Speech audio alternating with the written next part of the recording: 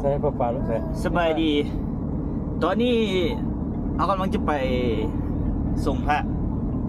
นะครับวันนี้ไปหลายคนวันนี้แต่ว่ารถคันนี้มี4 คนมีออด้าพร้อม นี่ยังฮะ แล้วก็มีออด้าบนตู้แล้วก็มีลุงเป็นคนขับรถออด้ายิ้มใส่กล้องเห็นไหมยิ้มใส่เนี่ยยิ้มหวานเลยยิ้มหวานจบหมูว้ายก็สนใจอยู่ว้ายฮ่าเอาใจเด้อดิไปน้ำออด้าเราพาออด้าไปส่งพาเด้อปีกายเนี่ยออด้าก็ไปเรียงบูฮู้เรื่องอยู่ปีนี้งานได้แล้วเกือบใส่มันตอนนี้ก็มาฮอดตลาดเกษตรบ้านปากซับใหม่ได้เอ้ยได้ตอนนี้ได้เขาใช่แล้วตอนนี้เอาไก่ตอนนี้แมนฮอดแชนูดุมแล้วไก่ชีฮอดหอยส้มกันเด้อข้าวเชียงรายใหญ่เนาะตอนนี้ฮอดตลอดหอยส้มแล้วหอยส้มกินน้ำอันนี้ก็เป็นน้ำแล้วอันนี้ก็เป็นน้ำแห้ง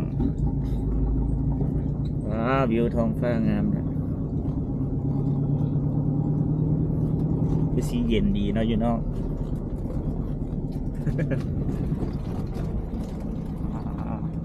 ฮ้อนและตอนนี้เขาก็ได้มาฮอดวัดแสนอุดมแล้วใช่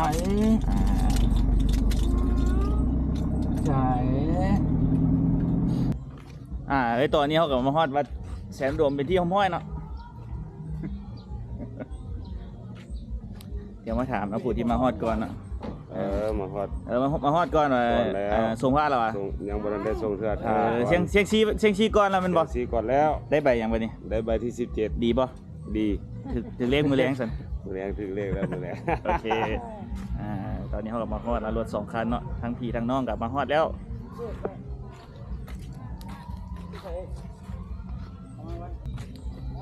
บรรยากาศวัดบ้านแสนอุดมก็จะประมาณนี้เนาะคนบ่หลายเนาะมื้อนี้แล้วก็บ่เห็นเพิ่นนั่นเปิดน้ำพุเนาะปกติเพิ่นจะเปิดน้ำพุอยู่เจฮะท่านี้ก็เป็นธาตุของประตูเนาะเดี๋ยวเฮาไปส่งเพิ่นโอเคอันนี้เป็นไผนี่นะฮะอันนี้เสือลายเป็นผู้ใดนี่หันมันแนะนำตัวดีด้วยโอ้นี่สาวบนมีแต่น้องวุ่นมาหลายอันสเป้งกับอันนั้นพอประมาณอันนี้ก็ทาของประตูเนาะไม่เท่าของจัดการ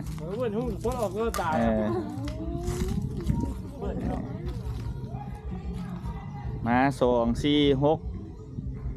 8 9 10 คนพอดีเนาะนี่เอาด้าน้อยกลับมาเด้อเมื่อนี้ปีนี้ฮู้เรื่องเด้อป่าเนี่ยให้ป้าป่ะนี่ไก่เอาเย็นกันป้า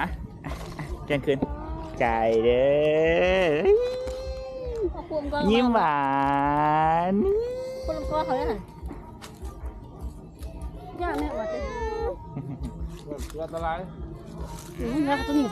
ปีนี้ฮู้เรื่องเนี่ยปีนี้ฮู้เรื่องเนี่ยว้าเนี่ยเอา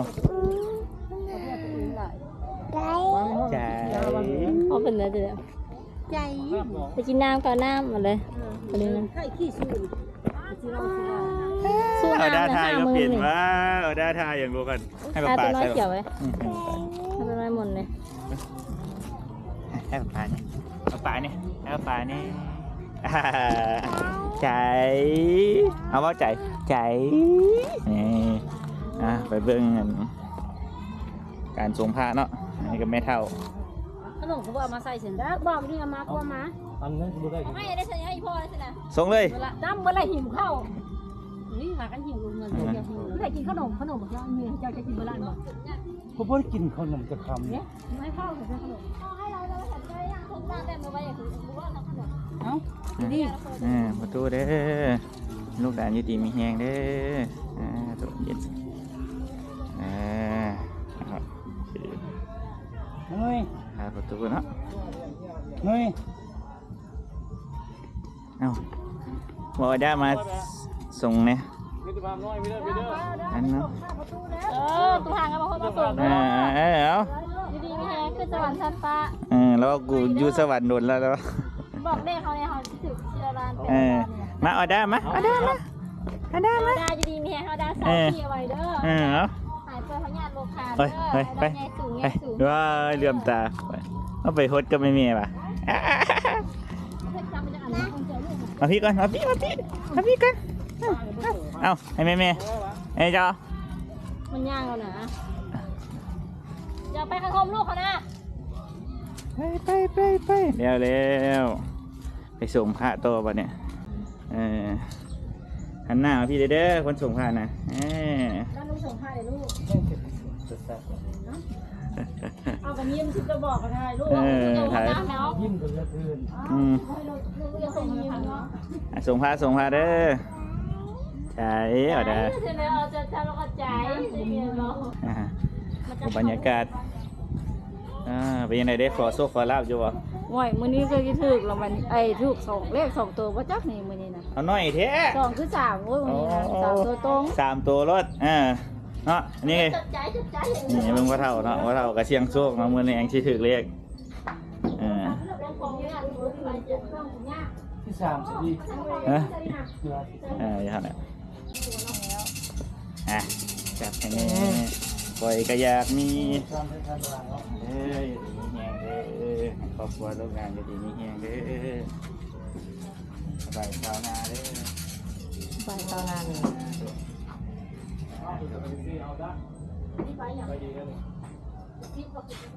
เซ็กหัวป่ะ ใช่รถใช้เป็นป่า เซ็กวันไหน โอ้เขาอยากเสียงซีเว้ย โอเค เขาอยากเสียงซีอ่ะถ้าบ่มีเงินเรานะ ว้า ยังไงจะไปทำไง ใบยังวันนี้ ไปที่ซี ใบที่สี่ ซีเพื่อ6มื้อ ไม่หนังลูกจะอันเดินหนังจับเนี่ยใจเหรอจะ เอาไป แม่ ตอนนี้ก็ถือว่าเขาได้ส่งพระยุวัดแสนอุดมเป็นที่เรียบร้อยแล้วเนาะและตอนนี้กำลังจะขึ้นรถไปวัดต่อไปไปอย่าไปเบิ่งยุวัดต่อไปกันเลยตอนนี้เขากำลังจะไปวัดต่อไปเนาะบรรยากาศในรถเขากับคนข้างคือคืนเนาะจะกูหิวข้าวที่กินข้าวกับส้มก่อน จะกูจะกินกันขนมปังกับเลตตาซอยกับเมียเนาะแล้วซอยมันจะเป็นน้ำไปเลยก็ไม่ได้กูทำโอ้ไม่ได้กูใช่ไหมคืนสบายดีตอนนี้เขาก็มาวัดปากซาบเก่าแล้วเนาะปากซาบใหม่วัดแคมป์น้ำเงิมเนาะทางนี้จะเป็นทางลงไปน้ำเงิมมีศาลาให้พักผ่อนเนาะตอนนี้เขาเข้ามาไหว้กราบไหว้ครูบาฤทธิ์เนาะ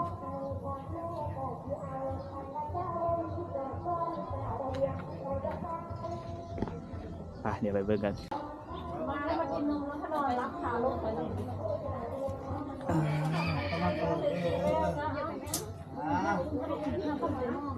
มาเอาไปไปมัดเอาโอ้ เยี่ยมเลยใช่ไหม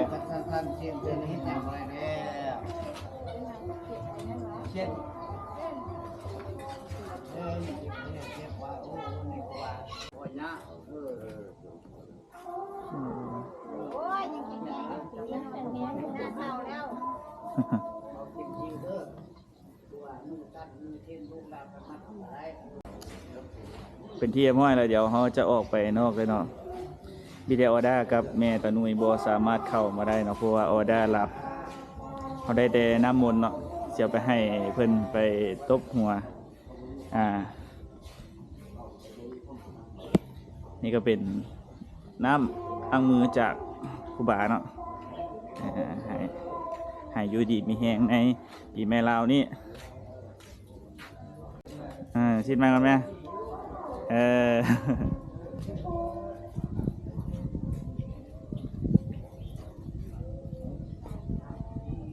ถือว่าเป็นที่เรียบร้อยนะโอเคบรรยากาศวัดปากซาไปแคมป์เงิมก็จะประมาณนี้เนาะ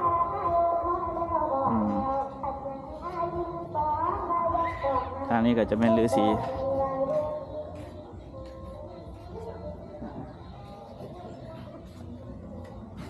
และนี่ก็เป็นทรายที่เพิ่นเอามาไว้วัดแล้วก็เห็ดเป็นพระตบพระธาตุทราย ก็จะมีพี่มีน้องมาสวยๆกันเนาะเพื่อเป็นสิริมงคลเป็นประเพณีของชาวลาวโอเคส่วนทางนี้ก็จะเป็นพระตามเตวันเกิดก็จะมีพระนอนพระนั่งพระสมาธิเนาะหลายๆอย่างก็จะประมาณนี้และส่วนทางนี้ก็จะเป็นทางลงไปแคมป์เงิมแคมป์น้ำเงิมเนาะแต่เราไม่ได้ไปเนาะเพราะว่าจะกลับละเดี๋ยวจะไปวัดต่อไปกันเลยโอเค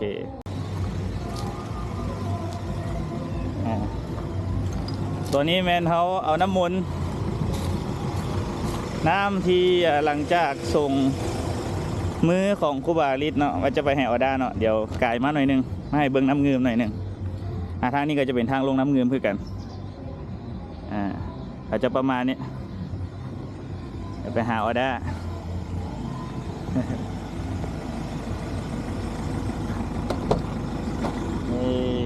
อันนี้ส่งจากมือครูบาฤทธิ์เอาใส่หัวลูกหน่อยนึงใส่หัวเจ้าพร้อมเด้อพี่มีแหงเด้อออดาเด้อครูบาฤทธิ์ถามหาอยู่โอเคถือว่าแล้วเนาะสำหรับวัดปากซ้ำใหม่แคมป์น้ำเงิมเดี๋ยวเขาจะไปวัดต่อไปกันเลย let's go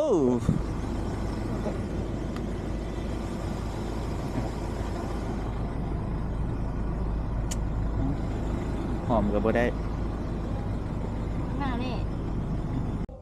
มีการล็อกกันหน่อยนึงเนาะคิดว่าจะบ่ได้มาทางนี้แต่ว่าทางพ่อแม่พี่น้องเขาก็มาทางนี้เดี๋ยวเขาพาไปเบิ่งวิวกันเลย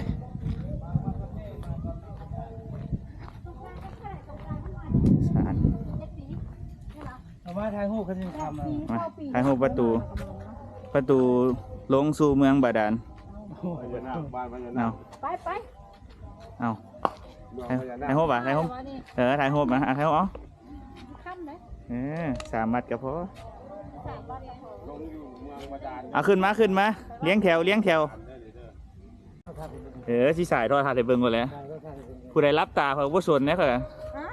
เอาให้ได้นอนนับ1 2 3ไปดิครับตอนนั้นหน่อยเดียวเนาะโอเคถือว่าเรียบร้อยเดี๋ยวไปวัดต่อไปไปวัดยังไงไปวัดอันเทิงปักซาบใหม่ถูกพี่ปักซาบใหม่นี่ปักซาบเก่าอันนี้ก็ปักซาบใหม่แต่แคมเงิมเดี๋ยวไปวัดปักซาบใหม่อีกจะเป็นวัดเหนือวัดใต้เพื่อนวะตัวนี้วัดแคมเงิมวันนี้ไปวัดไหนโอเคไปกันต่อตอนนี้ก็ถือว่าฮอดแล้วเป็นวัดที่ 3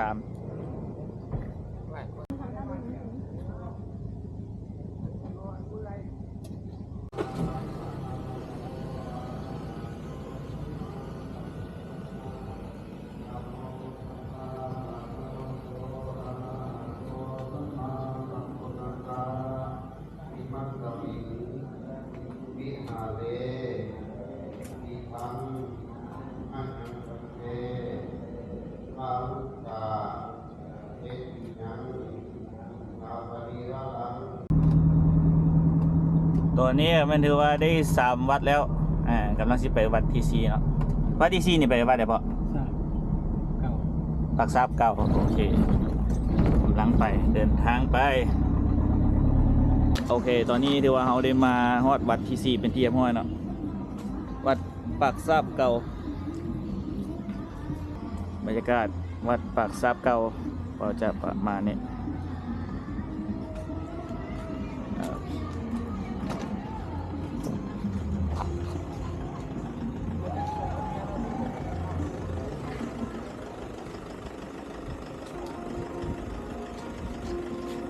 มาได้เอ้ย1 2เอา1 2จ้าโอเคตื่นแล้วได้ตื่นแล้วเด้อกะเอยิ้มหวานยิ้มหวาน นี่มาตีก้นนะคือกินแปลกๆ ใช่ที่เป็นยัง ไม่ใช่ ได้ตื่นแล้วตอนนี้วัดที่4เขาก็ส่งเป็นที่เรียบร้อยกันละเดี๋ยวเขาไปวัดต่อไปกันเลยวัดที่5อาจจะเป็นวัดบ้านเขาเองเอาวัดนาพอกเดี๋ยวไปเบิกกันเลยเดี๋ยวไปวัดต่อไปวัดที่5วัดบ้านนาพอกได้ก็มาขี่น้ำตอนนี้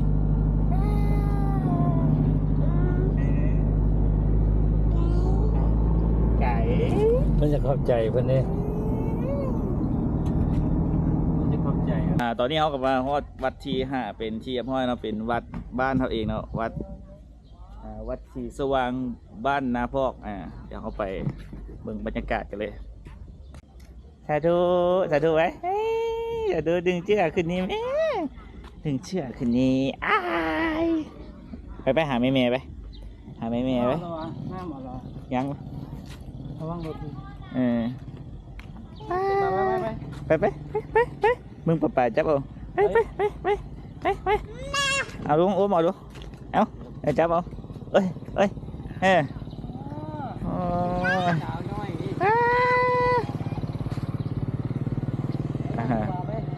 นี่เป็นบรรยากาศวัดบ้านนาพอกเนาะ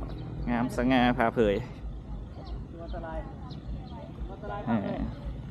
มาฮอดแล้วเนาะวัดที่5เนาะวัดนี้มันบ่ ตู้ใส่แว่นตาพันหน้ายุ่งนะ เป็นยังไง เหนื่อยมาก ฮะไปต่อหรือโพซัมนี่ ไปต่อจิจ้า เอาจากวัดสวรรค์ ไปวัดบุญศาลาวันไป เอา9วัดวะ เก้าวัดไปแล้วเราจะไปบอลที่รถจอนไปวนหมู่ไปก็ย่านไป เซิร์ฟเวอร์เป็นยังไงวะยอดเซิร์ฟเวอร์ได้จากวัด เขาส่งผ่านแล้วลูกเขามาส่งผ่านเลย5 วัดแล้ว 5 วัดเขาที่ไปตัวมือเสียวจากวัดมือนี่9 วัดวะ เอาอีก4 วัด 4 วัด เอาอีก4 วัด เอา9 วัดเลยเนาะเซิร์ฟเวอร์เนี่ยโอเคมาเอาได้เอาได้กลับมาส่งผ่าเด้อ เข้าไปตรงลูกเข้าไปตรงต่ำแล้วนะลูกคุณแม่คุณแม่คุณเบิ้ง ถือว่าส่งอยู่นี่แล้วก็เรียบร้อยเนาะก็เข้า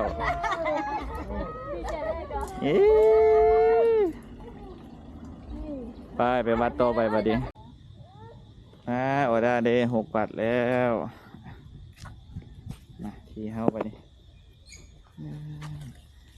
ว่าลูกหลานดีๆมีแหงเด้อสาธุ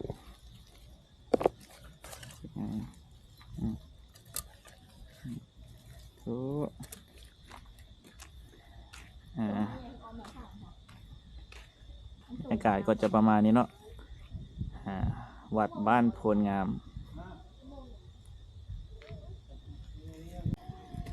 นี่วัดที่6แล้วไอ้จ๊ะว้ายโบกี้มา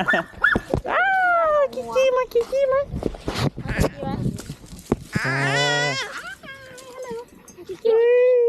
การจวบมือได้จี้จวบมือเลย เราสูง9 วัตต์โอ้ได้9 วัตต์แล้วนี่ได้6ว้ายยังไงฮอดแล้วเด้อฮ่าอ่ะไก่ทานอาหารเลยวันนี้อยากทราย ไก่บ๊ายบาย ลูกหลานครอบครัวลูกหลานอยู่ดีมีแฮงเด้อ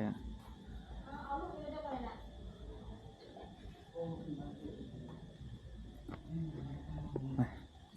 ชิดตั้งแต่ไปนะให้ขอชิดกันซะมีแฮงเด้อ